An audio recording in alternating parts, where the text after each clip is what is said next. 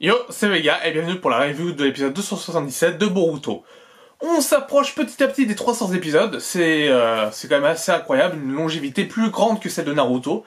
Pas Naruto Shippuden, mais le Naruto, on répète, Boruto n'est toujours pas adolescent, donc Boruto peut éventuellement durer plus longtemps que Naruto, tout Naruto, donc 720 épisodes il me semble.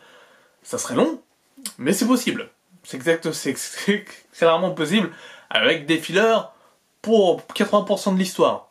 Mais bon, bientôt on rattrapera l'histoire principale du manga avec l'arc codé. Mais pour le moment, on est avec Oga et ses jeux à la Saw ou à la Squid Game.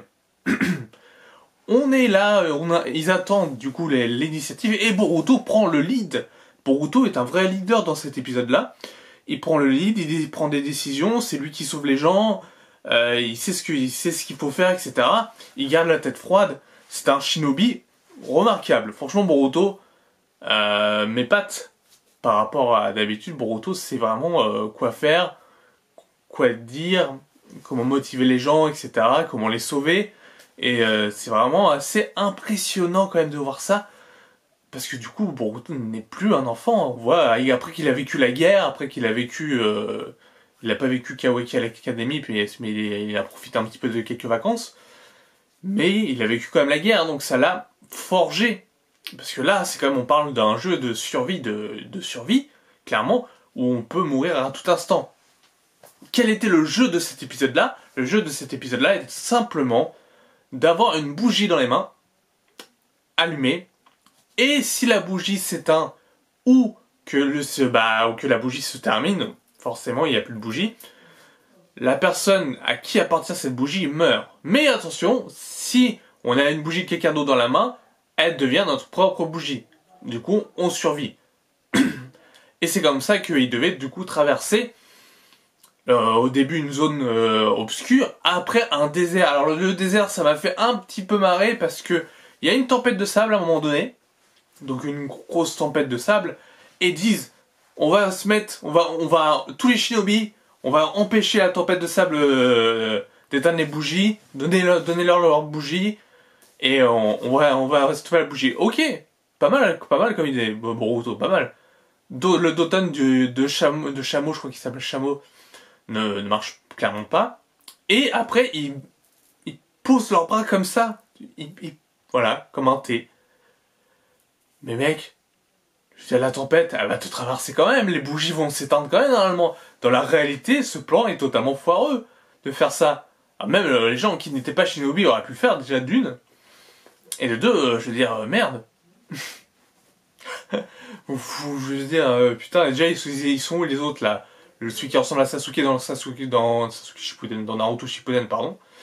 Naruto Shippuden, il est où? Enfin, qu'est-ce qui s'y faisait? Comment il a survécu à cette épreuve? Moi, je veux bien savoir, je veux bien suivre ce gars, il est vraiment classe. J'aime bien. J'aime bien son tempérament, etc. On dirait vraiment un peu vraiment à Sasuke et à Shippuden. J'imagine un retournement de situation avec ce personnage-là, ça serait pas étonnant. Franchement, qu'il devienne gentil à la fin de l'histoire, que Boruto le fasse changer d'état d'esprit. Ça ne m'étonnerait pas qu'il se sacrifie pour Boruto ou un truc comme ça. Qui meurt en étant un héros. Pourquoi pas? Ça m'étonnerait pas. Franchement, ça m'étonnerait pas de l'œuvre qu'un méchant devienne gentil et meurt en héros. Ça serait typiquement un peu du Naruto et du Boruto. Donc pourquoi pas? Pourquoi pas que Rokuro, il s'appelle, je crois, devienne du coup gentil au fil du temps. Donc je disais que mettre les bras comme ça, bah ça empêche pas le vent de passer. Donc ils auraient dû tous mourir à ce moment-là. Mais ils meurent pas. Donc voilà, ils vont du coup devant deux ascenseurs, et Oga dit qu'il y a un ascenseur qui les mènera directement à la sortie, et en fait c'est un piège, parce que du coup, en gros, les bougies s'éteignent en moins de 15 minutes, je sais pas comment ils ont calculé le temps que ça allait s'éteindre les bougies, et qu'il faut 30 minutes pour monter. Et je sais pas non plus comment ils ont calculé le temps pour monter, parce que rien n'indiquait qui disait oh il reste 30 minutes à... Non, il y a rien qui disait ça en fait. Comment t'as su? C'est la question, c'est mais mec, comment t'as su qu'il restait 30 minutes? Enfin, comment vous êtes tous dit la même chose en disant ah, il reste 30 minutes?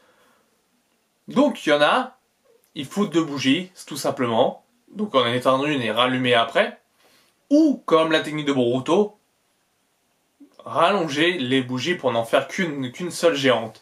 Et tout le monde survit à l'épreuve de Boruto.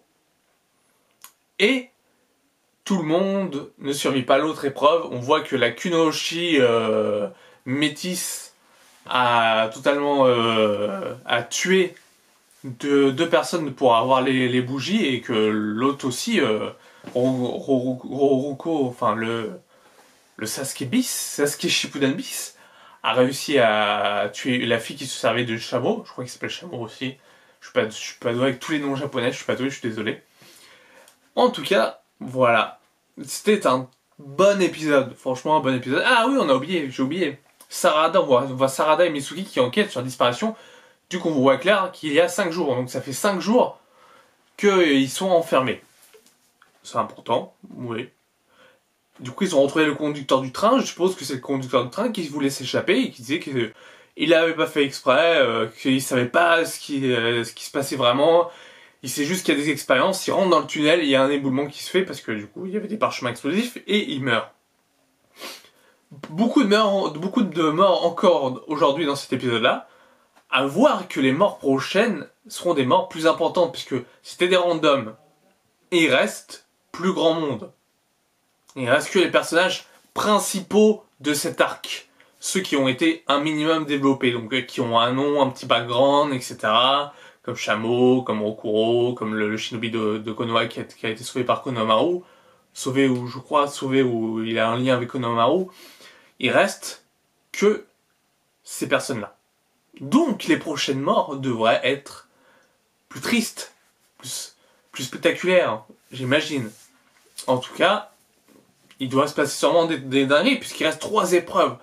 Donc j'espère que dans les 3 épreuves, il y en a forcément qui vont mourir. Et combien vont survivre, et qui va gagner l'épreuve? Peut-être qu'il y a ce Genjutsu, et que personne n'est mort. Peut-être aussi. Mais ça serait gros, puisque le chauffeur du train est mort, donc je vois pas pourquoi lui il laisserait mourir et pas les cobayes de cette expérience. Mais ça serait aussi possible, mais je pense pas. Je pense pas qu'il y a des Genjutsu là-dessous. Je pense que le gars a tout orchestré et qu'il est un peu taré dans sa tête. Mais voilà, c'est à peu près tout. C'est à peu près tout ce que j'ai à dire pour cette review-là. Donc n'hésitez pas à liker, à commenter, à me dire ce que vous avez pensé, à noter cet épisode sur 10 aussi, si vous regardez jusqu'au bout. Parce que c'est bien de noter des fois sur 10 les épisodes. Et on se dit à dimanche prochain. Sur ce, portez-vous bien. Ciao, ciao.